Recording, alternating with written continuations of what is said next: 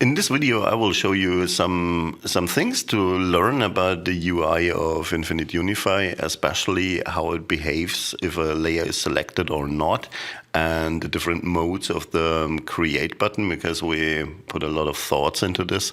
So the UI does not get messy, but you still have a powerful tool that can do a lot.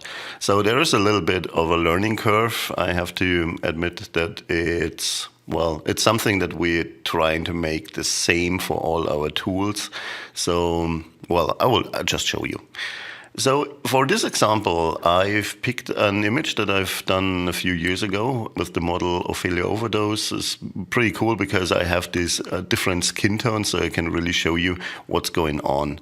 First, the basic usage means this is the way you get Infinite Unify if you install it for the first time. So there are no options selected, and you've got the medium algorithm, and everything is set to standard. So if I just hit create, what happens here? Infinite Unify picks the skin tones based on its tone. As you can see, the blue arm here, it's still a skin tone, but it's not selected by Infinite Unify because it's a blue arm, so this is just a color selection. Infinite Unify creates a layer with the gradient map applied and a mask, and that mask is also based on these skin tones. So if you want to create another layer for the blue skin tones, you need to make a selection. So I'm just trying to get some shadows, some highlights, but these highlights are rather dark. So I'm switching my algorithm to dark because this is actually dark. And now I make sure that I don't have anything selected here, or at least I don't have Infinite Unify layer selected. Otherwise, it will override this gradient. So let's just select the background layer and hit create again with this selection of the blue skin. So what happens is Infinite Unify does the analyzation and creates this blue gradient here, and it will create a new layer for Infinite Unify, or actually without a mask because I had a selection. As soon as you have a selection, there is no skin tone mask applied. Compared to this, if I'm on the Infinite Unify layer here and I do the same selection here, or kind of the same selection, hit create with the Unify layer selected here, it will replace the gradient but keeps the mask intact.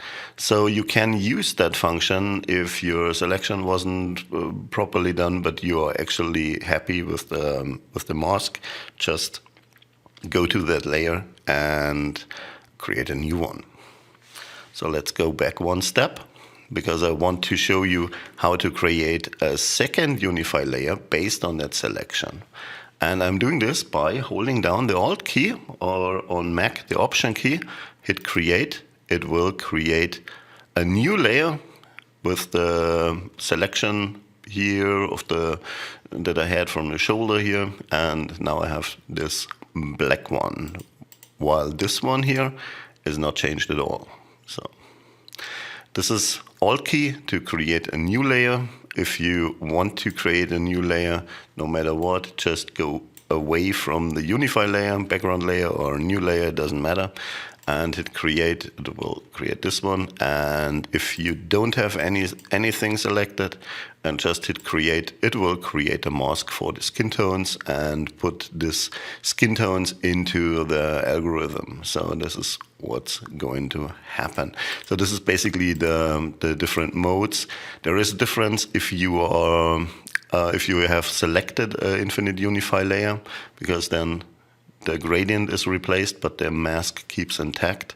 If you want to create a new one, hold down the Alt or Option key, and if you have your selection on an empty layer or group or whatever, it will always create a new layer for you.